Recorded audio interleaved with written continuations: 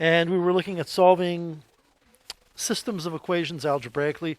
You know, the fact that we have gone from in grade 10 linear systems to in grade 11 linear slash quadratic or quadratic slash quadratic systems is only because your skills in algebra have improved. You know, what you do to solve these things, whether they're linear or linear and quadratic or just quadratic, is you do algebraic substitution or you do algebraic elimination. The difference here is that those two processes lead to, in this course, a single quadratic equation which you didn't know how to solve in grade 10. So the same thing could be said for moving forward into grade 12, that in grade 12, when we learn how to solve trigonometric equations, you could have a system of trigonometric equations. And when you learn how to solve logarithmic equations, whatever those are, you'll be able to solve systems of logarithmic equations.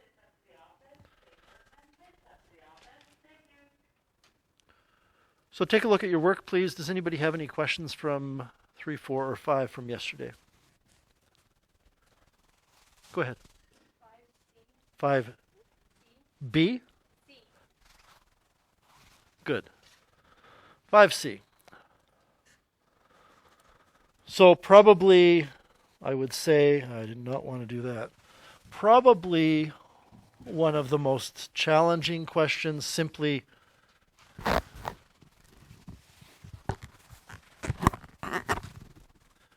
by appearance. I mean, this looks ugly, doesn't it? Looks pretty messy because we have all these fractions and we have both quadratic. But I'm going to take us back to the previous unit where you were solving rational equations. And if I gave you a rational equation that was this,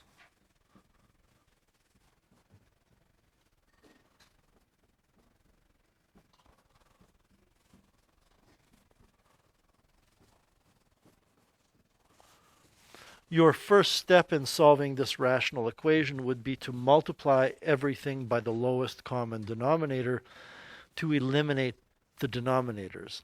And the reason for that, the strategy is that it's easier to solve an equation that doesn't have fractions.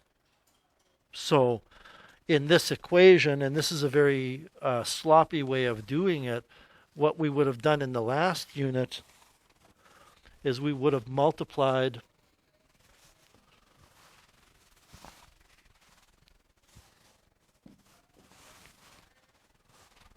everything left and right by x minus 3, x plus 1, x, and x minus 5. Remember doing that?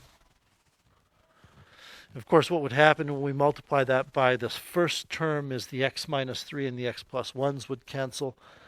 We would be left with the x plus 2 and the x minus 5 and the x. But the important thing is whatever we have left, we have no denominators, which makes us a little bit happier because it's a little bit easier to work with that equation than the other one. So we're going to do the same thing here. We're going to say to ourselves, I better rewrite these equations so they're spaced out a bit. I'm still kind of in the preparatory phase here. I'm not worried too much about lining things up.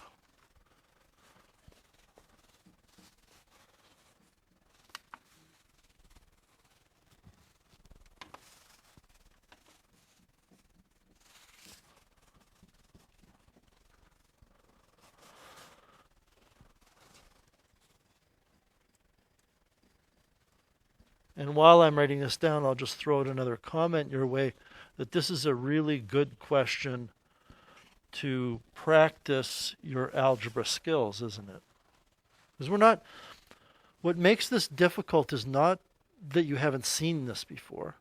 It's just, it's complex. Then there's a lot of numbers, there's fractions. I'm going to double check to make sure I've written everything correctly. And it looks okay. When I take a look at the top equation,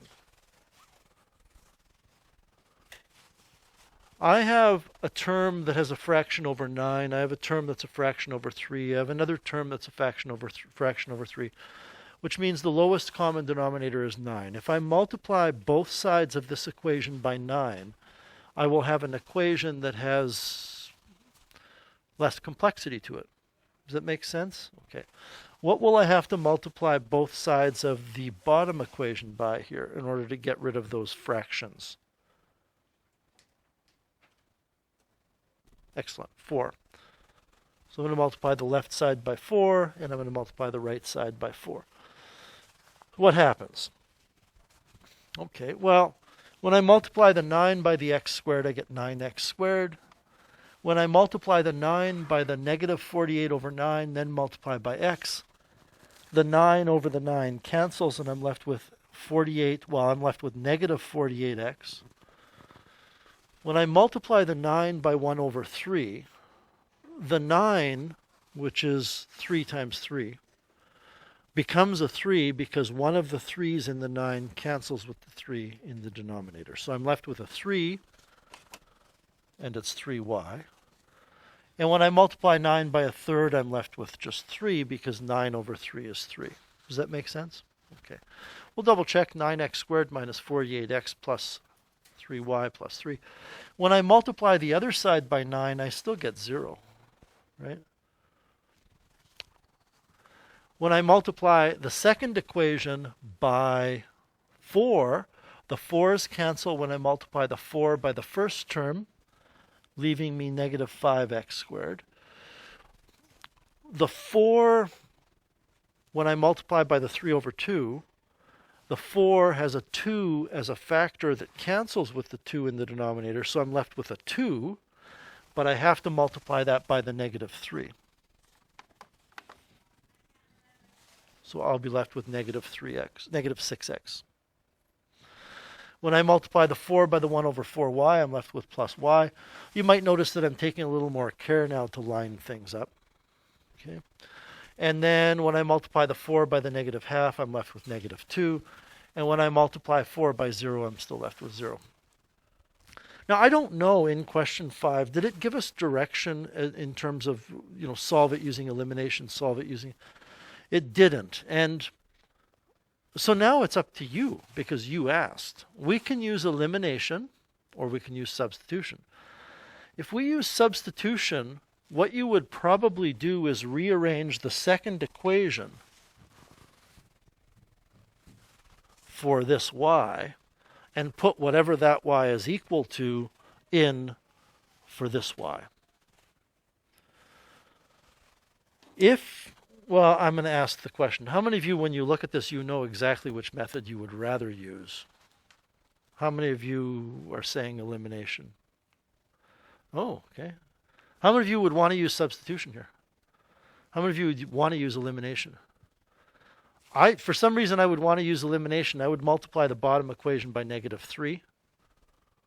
So when I added them, the y's cancel. But since most people said substitution, I'm going to go with substitution. Is that all right? Okay. So I am going to go ahead and rearrange the second equation. And I'm going to do something here which I don't think you want to do on an exam. It's just for teaching purposes.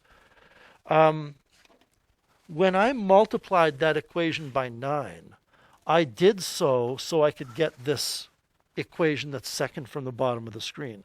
Which means, you know what? I'm done with this equation. I'm not going to look at that equation anymore. There's no need to, because I've made it into something simpler. When I multiplied the second equation by 4, I did so to get a simpler equation. So I really don't care about that equation now. All right, so here we go. I'm going to rearrange the bottom equation for y, which is really not a big deal. Y is equal to 5x squared plus 6x plus 2. I'm simply moving the negative 5x squared, the negative 6x, and the negative 2 to the other side. So what happens now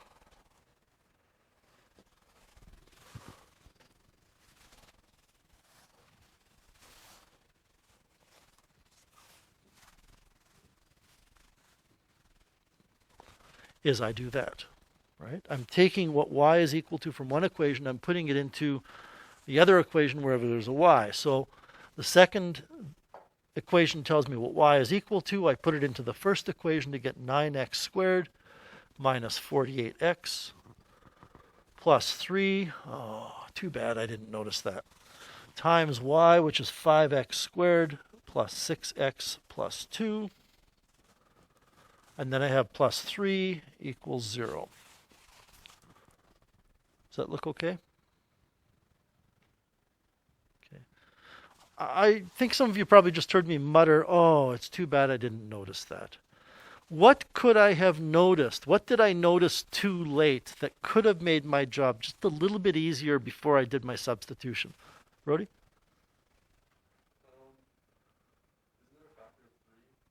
Right.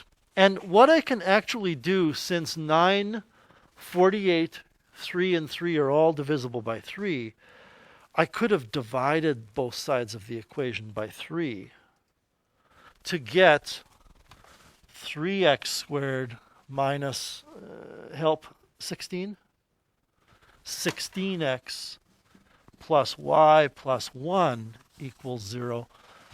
And given that I've already written this down, I'm not going to erase it. I'm going to continue with my thought. But had I done that, then I could have put this y right there and not had to worry about multiplying by 3.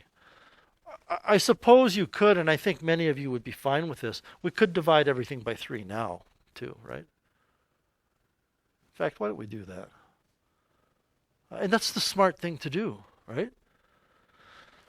I guarantee you that if you multiply this 3 through and simplify it, everything will still be divisible by 3. So I'm going to divide by 3, divide by 3, divide by 3, divide by 3, divide by 3.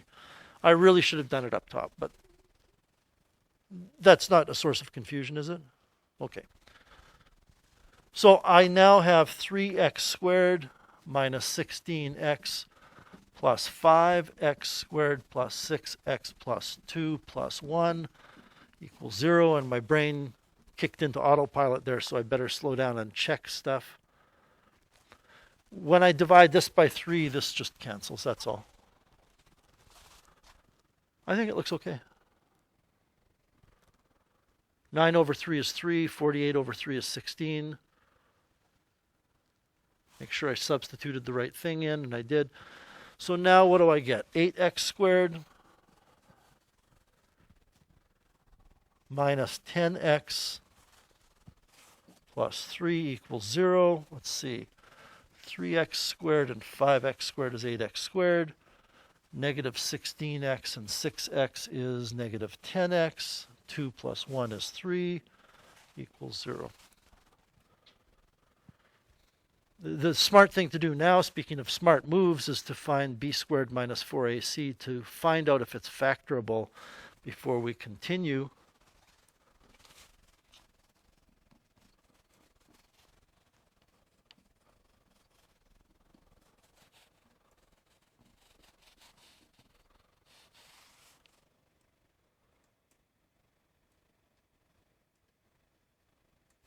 That's 4, isn't it?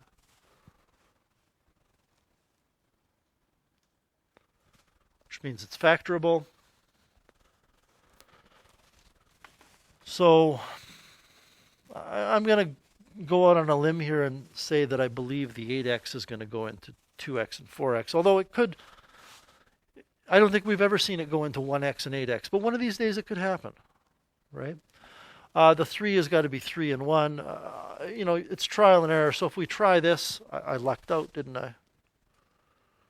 Because my inner, if I do this, is negative 12x.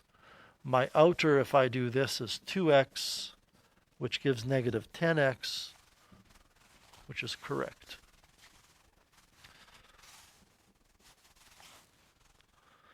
So I'm going to erase this. This was just me thinking. This is my trial and error stuff. It's factored correctly. Now what I can do is say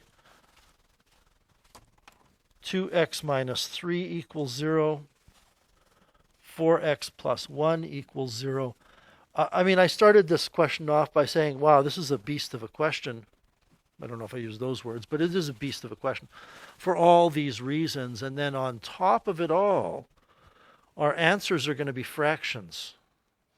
which means once we find our x's in fractional form, to find our y's, it's going to be working with fractions, which won't be too bad because, and this is in my mind the advantage of using substitution. If you use substitution, then you automatically have an equation that you can use to find y, because you've rearranged something for y. Anyway, when I add 3 to both sides and divide by 2, I get x equals 3/2. When I subtract 1 from both sides and divide by 4, I get x equals -1/4. I now have to find out what y is equal to. I believe y was 3x squared, no, 5x squared plus 6x plus 2. So I have to put 3/2 in there. And at some point, we're not dealing with rational expressions here. It's not algebra at this point. I'm just going to use my calculator, right? So you're going to take 5 times 3 over 2, quantity squared. And if you wanted to, you could just use 1.5 because that's what 3 over 2 happens to be. If it was 2 over 3, you'd have to put 2 over 3 in because 2 over 3 is a bunch of repeating decimals. Plus 6 times 1.5 plus 2. Is that 81 over 4? I don't know. 89 over 4 is your y coordinate here. And then you would do the same thing for the other one. 5 times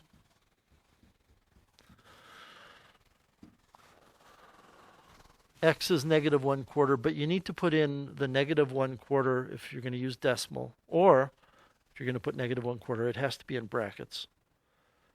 Because you're raising a negative base to an exponent, you have to make sure to include the negative. Plus 6 times -0.25 plus 2. I don't know what that is, 15/16. 13/16 is your y coordinate here.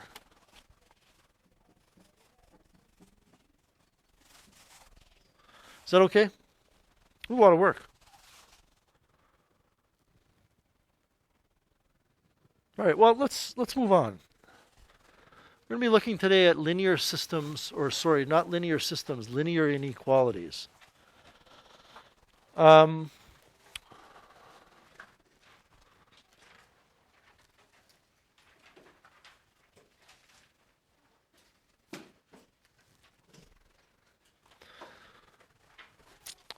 You've learned how to solve inequalities in the past.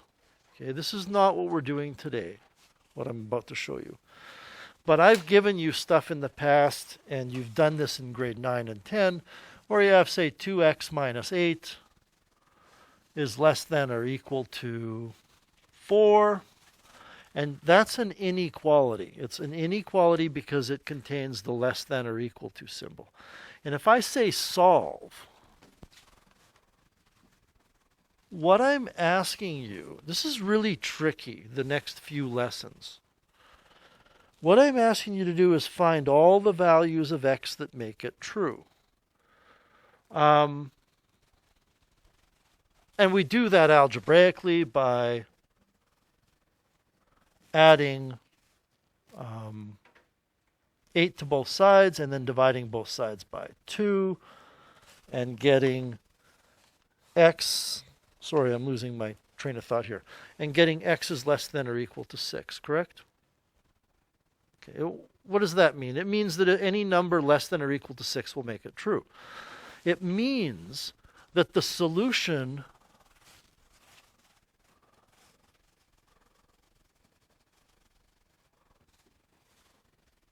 is that.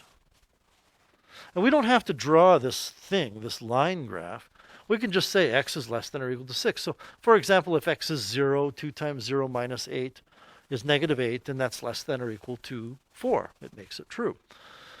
This is linear Because I'm going to amp up the definition of linear a bit here. This is linear because the exponent on the variable is 1. And if there's ever an exponent on a variable that's 2, it's quadratic. Okay?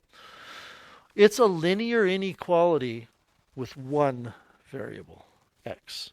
If you look at the title of this lesson, we are looking at linear inequalities in 2 variables. And the thing I want to impress on you is when you're solving a linear inequality in one variable, you just do algebra.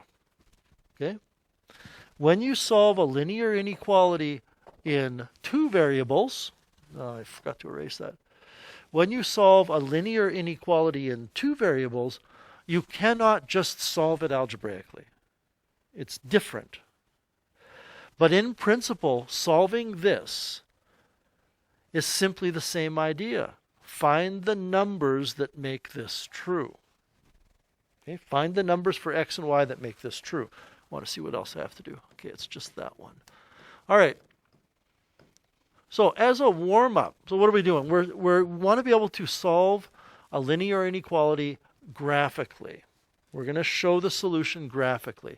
And we're going to do it with technology, which means on your graphing calculator, and without. And then I think one of the biggest points in today's lesson is the idea of a test point in helping us come up with what the solution to these inequalities are. As a warm-up, I have 2, 4, 6, 8, 10, 12, 14 ordered pairs. And I have the following inequality. 2x minus y is greater than 1. Now, I retyped some of this in my notebook lesson, so can I get one person or a couple people to confirm that that is the inequality? I didn't? Okay. So we want to decide which of these ordered pairs make the inequality true. And what that means, I'm going to do one for us, is that if we go with 2, 3, this is x, this is y, we would put 2 in for x, 3 in for y. We would calculate this. We get the number 1.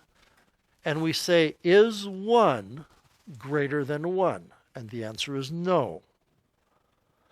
And what I'm asking you to do is go through this list, and if the inequality is made false by the point, cross it off. And if the inequality is made true, circle it. And to make things easier, don't do anything just yet, to make things easier, what I'm going to ask is that everybody in these 3 rows here find out whether we circle or cross off these points to the left of this line.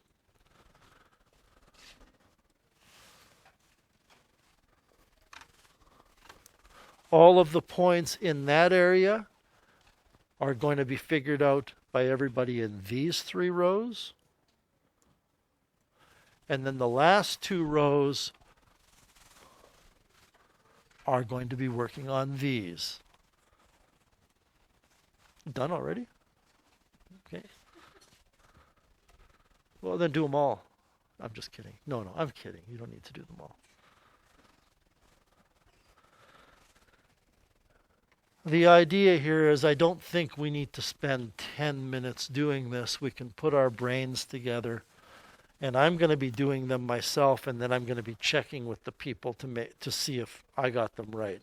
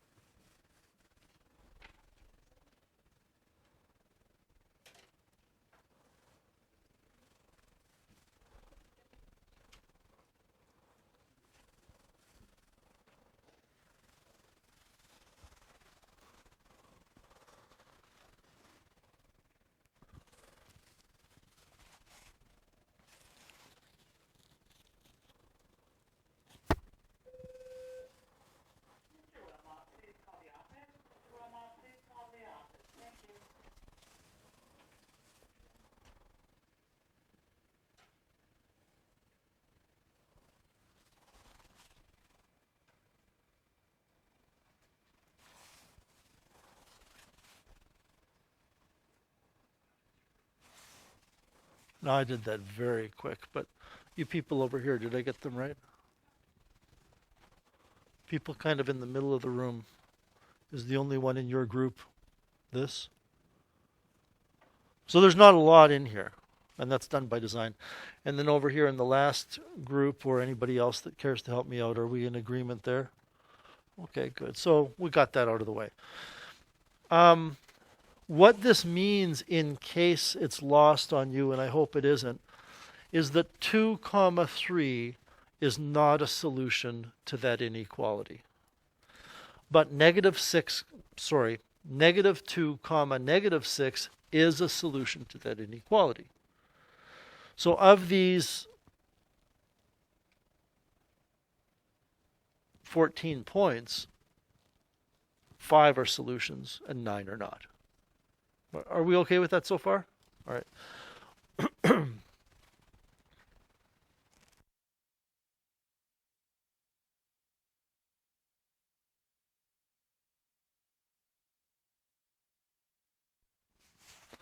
Who has an answer to that question? How many different ordered pairs are there that would make the inequality true? And I'll write the inequality down so we can see it. It's 2x minus y is greater than 1. 1.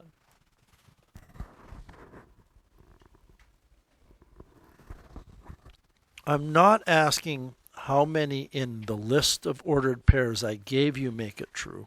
I'm saying how many ordered pairs are there in the universe that make it true? Does anybody know? Well, let me help you out.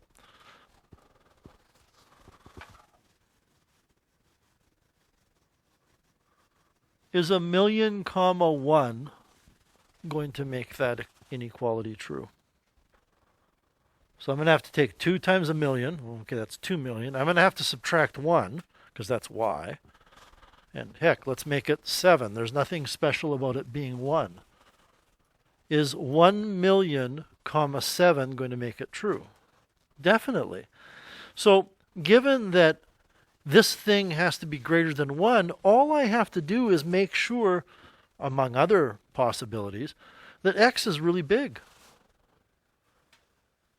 Or that y is a negative number. Because if I had 2, well, let's even say 1. If I had 1 comma negative 10, that's going to be greater than 1. Because 2 times x, which is 1, would give 2. Minus negative 10 kicks it up to 11. 11 is bigger than 1. So the answer to this question is an infinite number. If I asked you, going back to my kind of off-the-cuff linear inequality in one variable, how many solutions there are to this, there's also an infinite number, aren't there?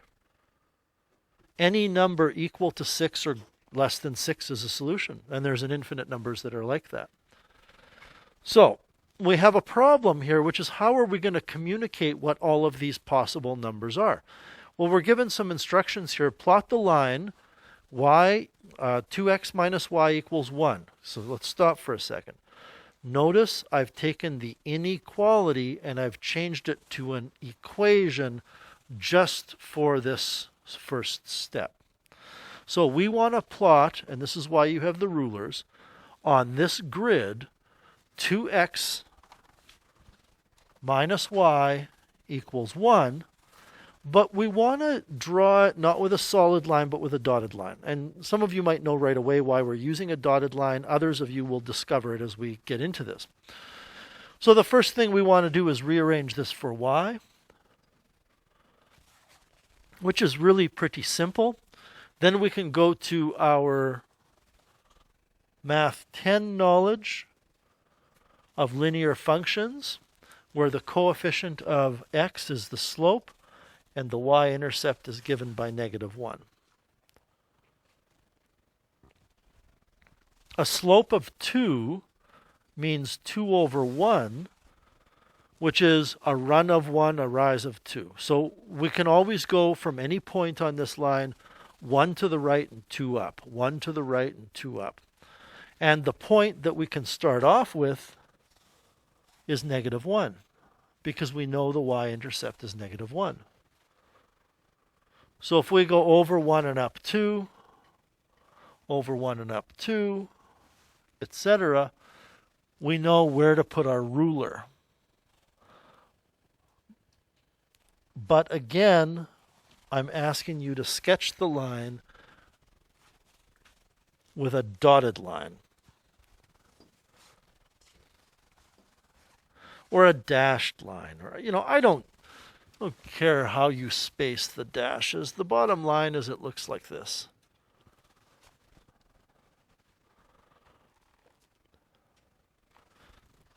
Oh man, why didn't you guys tell me?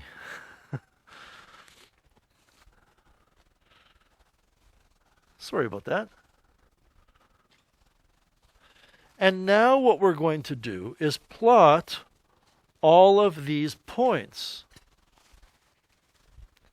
on that grid. But the points that were a solution to the inequality, we're going to use a solid dot. And the points that were not, we're going to use an open dot or an empty dot.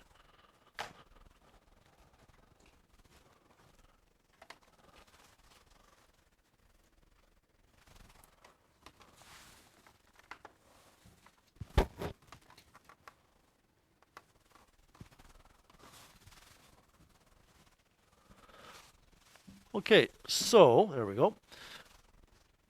So 2 comma 3 was not a solution. 4 comma 4 was a solution. 1 comma 8 was not a solution. 5 comma 10 was not a solution. 3 comma 6. Is that 3 comma 6? It's not a solution.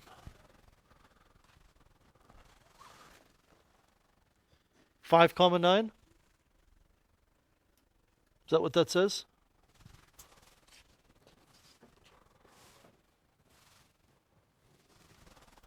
Then we get 1 comma negative 1, which is here. We have negative 2, negative 6, which is here. Whoops. And negative 2, negative 6 is a solution. We have negative 4, negative 7. And negative 5, 5. Negative 4, negative 10.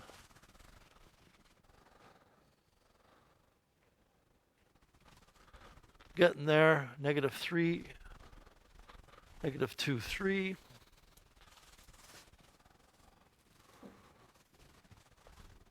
Negative 3, negative 9. And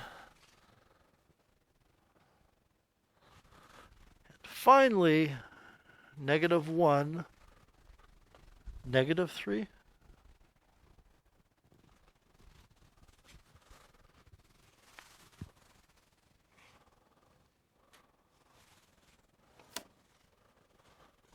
All right, so it looks like that.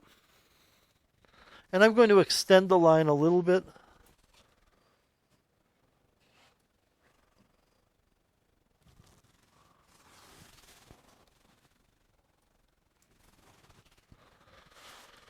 Are you with me? Okay. Done. What do you notice about the ordered pairs which are part of the solution? What do all of the ordered pairs that are part of the solution to the inequality have in common? Correct. They're all on the right side of the line. But what I'm going to ask everybody to do is not think left and right, but to think above and below. It's going to help us. Bottom line is, yes, they're all on the same side of the line, and they happen to be on the right side of the line. But what I want us to write is that they're all below the line. Okay?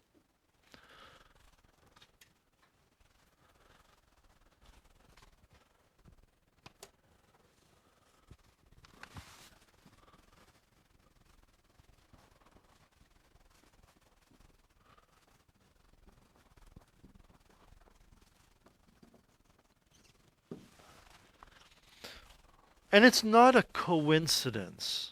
Okay? I mean, we're learning something from this. It's not a coincidence. If I were to ask you to put the coordinates 6, 1 in, you would discover it makes it true. And I mean, we don't need to do this over and over again. I'm telling you that any point below the line will make it true. What about the points on the line?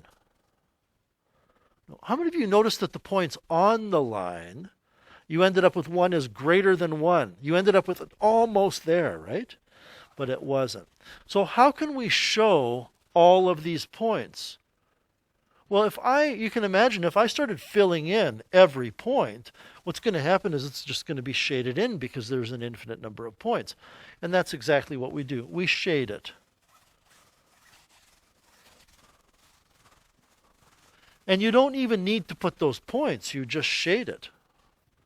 And that's the solution. So if you want to know what the solution to that inequality is, you look at that chart, or that graph rather, and you say, there's the solution. Any point in the shaded region is a solution.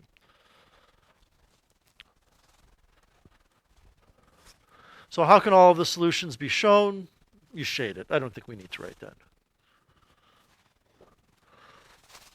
Why did I tell you to use a dotted line? Why do you think I told you to use a dotted line? Isaac? Is it because that when you plot a point, you use a shape or a full circle to represent something that is equal, and an empty circle to represent something that is unequal? So a dotted line is like saying it's unequal, just like a shaded line or a full line is saying that it is equal? Yes. And there's lots of ways to explain that. Let me put it kind of in your words, first of all. Since the circles are on the line, and the circles, the empty points, are not part of the solution, then the line is not part of the solution. So we're not shading the line. The line is not solid. Anything up to that line but not on that line is a solution, but not that line. If it were a solid line, then those points would be included. Okay? So I'm going to play an alternate reality here. And remember that this was 2x minus y is greater than 1. Right? The alternate reality would be, what would the inequality be if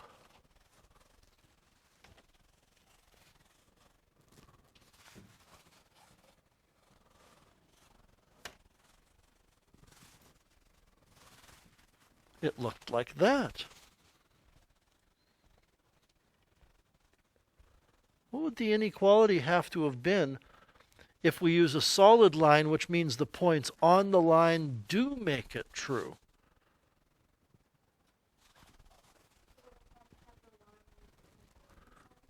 Right.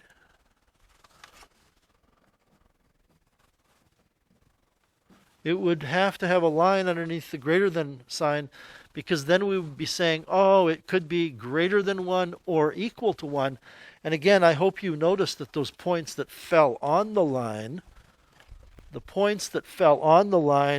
in the actual question, which is this, were not part of the solution because we ended up with 1 is greater than 1. And that's how you solve an inequality. So,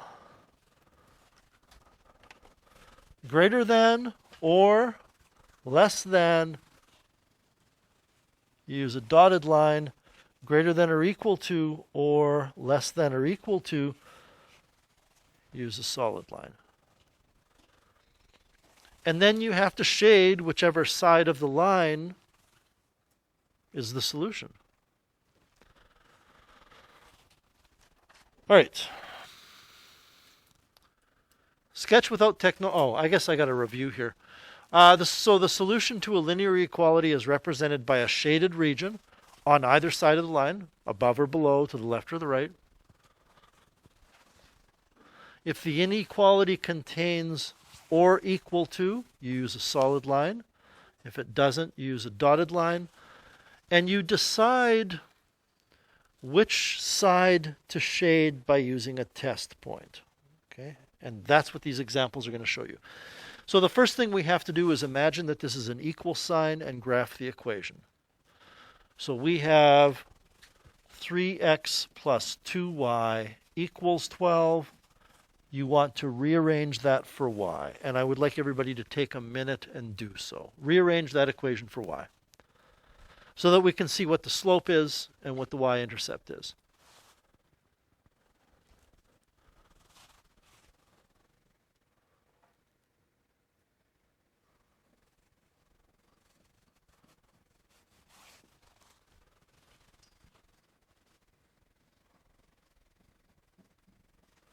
It's just a two-step rearrangement.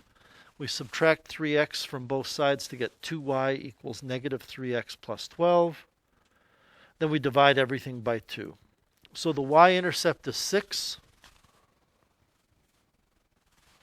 The slope, I'll just put the slope over here, is negative 3 over 2. I think it's always a good idea to put the negative, if the slope is negative, with the rise. The run is always positive. So what this means is we go 2 to the right and 3 down. 2 to the right and 3 down. Now that we know how we're going to draw this line, we can go ahead and put our ruler down and draw it. Of course, we have to eyeball the inequality, which was less than or equal to. It contains an equal to, which means we can draw a solid line.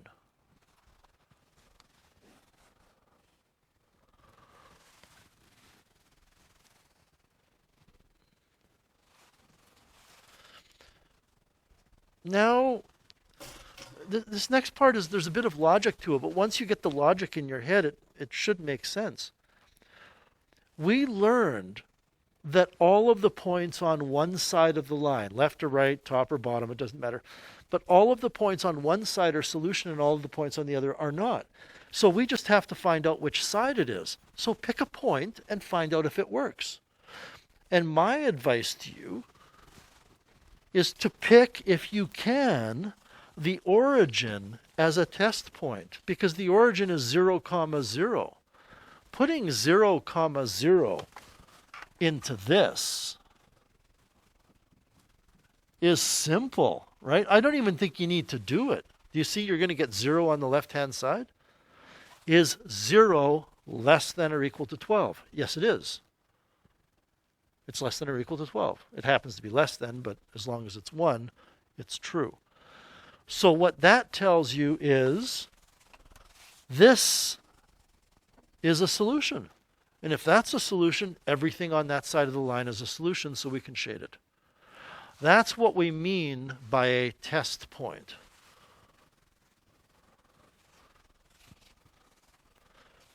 Now, I want to show you one other thing, though, that will be helpful for some of us. If, look up here, if I take that inequality and I don't change it to an equals, I leave it as less than or equal to, I get y is less than or equal to that negative 3/2 x plus 6. And negative 3/2 x plus 6 is this line.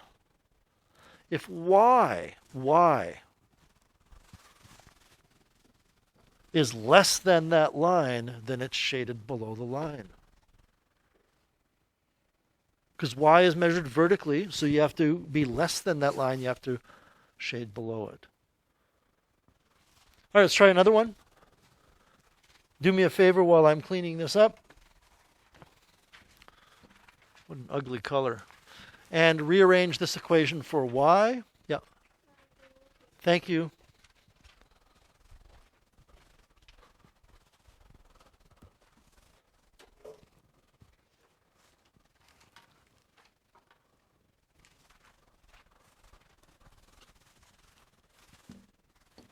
So do me a favor and rearrange this for y. Now, remember what we're doing here is we're imagining it is equals, okay?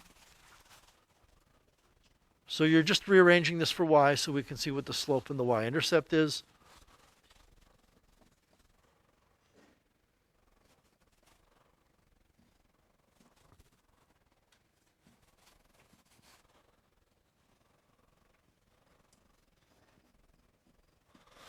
And I get 5/2 x minus 7.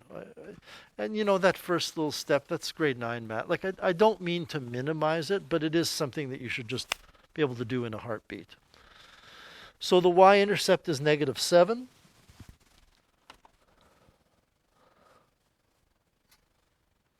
Which is this point here. The slope is 5/2, which means we go 2 to the right and 5 up. 2 to the right and 5 up, 2 to the right and 5 up, etc., etc., etc. And then we draw a line. Are we going to draw solid or broken?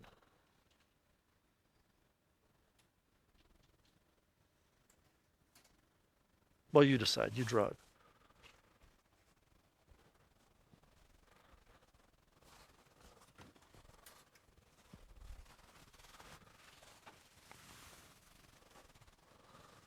The answer to that question, of course, is that you're going to draw broken because when you look at the inequality does not contain an equals to.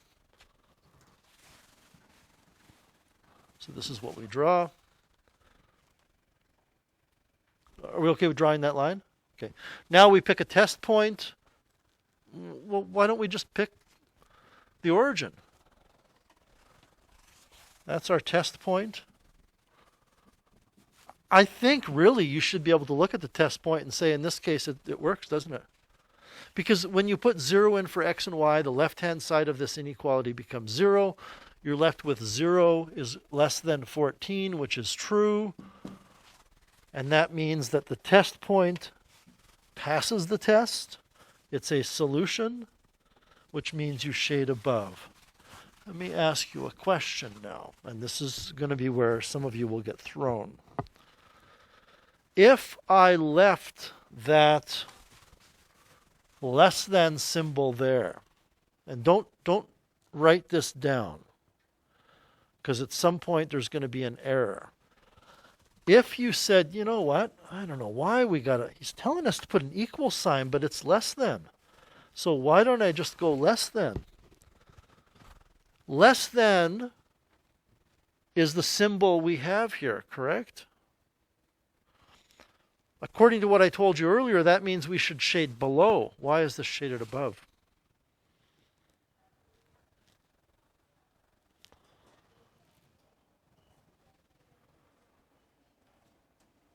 Brody?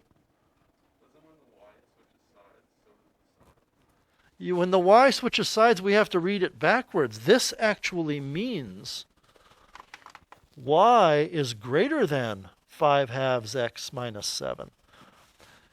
And had you not switched sides, but you moved the 5x over and then divided by negative, when you divide by a negative, this sign flips over and becomes greater than. So be careful with that shortcut. Let's try one more. I think you guys get it, but we can do this. Rearrange this equation for y. Again, we're imagining it's 4x plus 3y is equal to 12.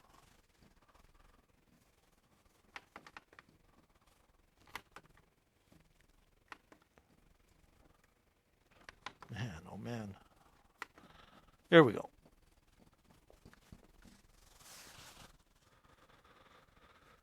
You would have to subtract 4x from both sides and then divide everything by 3. So I get negative 4/3 x plus 12 divided by 3 is 3. This has a y-intercept of 3 and a slope of negative 4/3, which means you go 3 to the right and 4 down. 3 to the right and 4 down. We're going to draw in a line here that's going to be a solid line.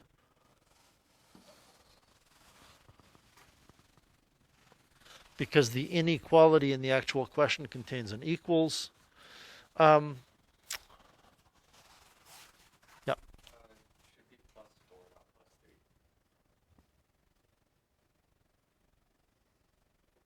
8. Wow, thank you. 12 over 3 is 4, which means our line is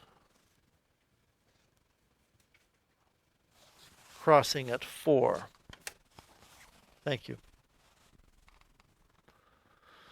I'm confident that you could use a test point here, but let me ask you a question. If you left this inequality in and you started rearranging it, I hope you see that you're going to get y is greater than or equal to. You're not flipping the sign because you didn't have to divide by a negative or anything. So if y is greater than or equal to, you shade above the line. Greater than is above.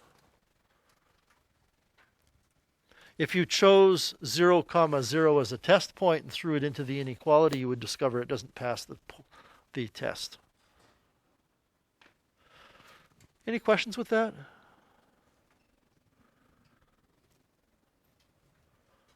Okay, the last part of this, I don't even think we'll do the whole thing. Let's solve this inequality on our graphing calculator. So the first thing you need to know how to do is rearrange this for y. Okay? But I'm going to ask you to leave the inequality in this case. So we want to rearrange this for y without the equal sign. We want the inequality symbol. And what you would do is, how many of you would move the 4y over? I would, because I don't like negatives in front of the thing I'm rearranging. So I move it over and I get 3x minus 12 is greater than 4y. I divide everything by 4.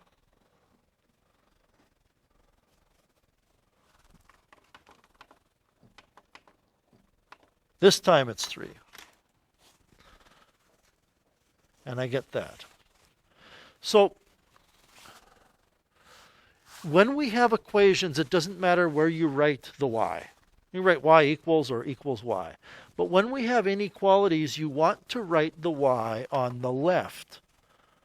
And I've done this before. If I tell you that that 8 is greater than p, and I ask you to write this inequality in terms of p, the reason why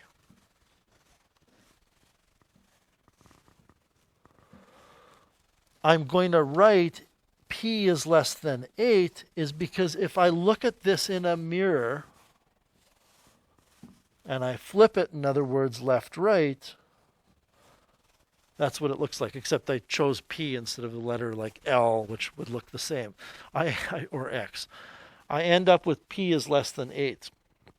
So when I rewrite this as y, it's y is less than 3/4 x minus 3. So graph y equals 3x over 4 minus 3 on your calculator.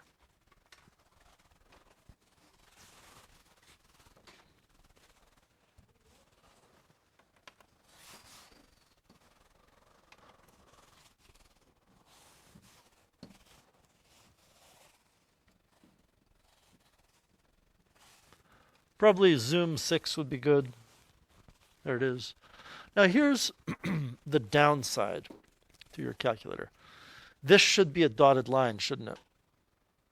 Okay, but we can't make it a dotted line. I know we can, but we can't for a different reason than some of you might think.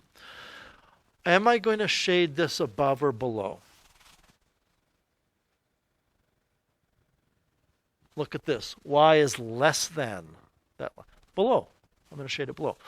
So if you scroll in your y equals window and you scroll to the left of y1, the line will start flashing, and if I hit enter once, it'll change to a thick line. What that means is I could hit graph and it would graph a thick line. Those of you with the fancy calculators, you have a lot more options. But one of the options is this triangle. And that triangle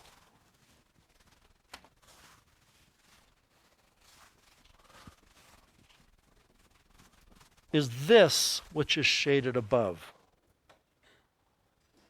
If I hit enter again, I get a triangle that's below. And now if I graph, it shades it.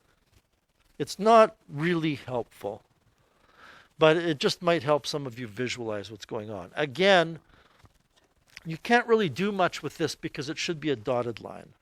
So what you would do in this question, in your notes, is you would draw that here. I can do it quickly by doing that. But you would draw a representation of it. And I don't think we need to do the other two. You could do the other two as well. I don't think you would ever need to do this on an exam or an assignment or anything. You would have to do it on paper. Anyway, get the gist of this?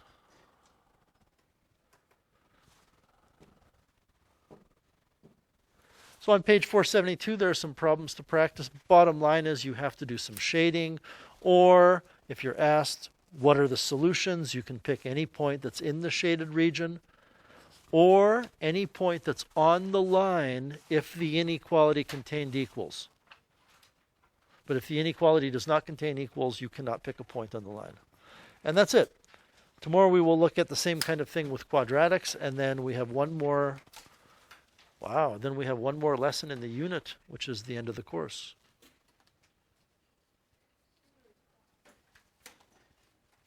Is Wednesday.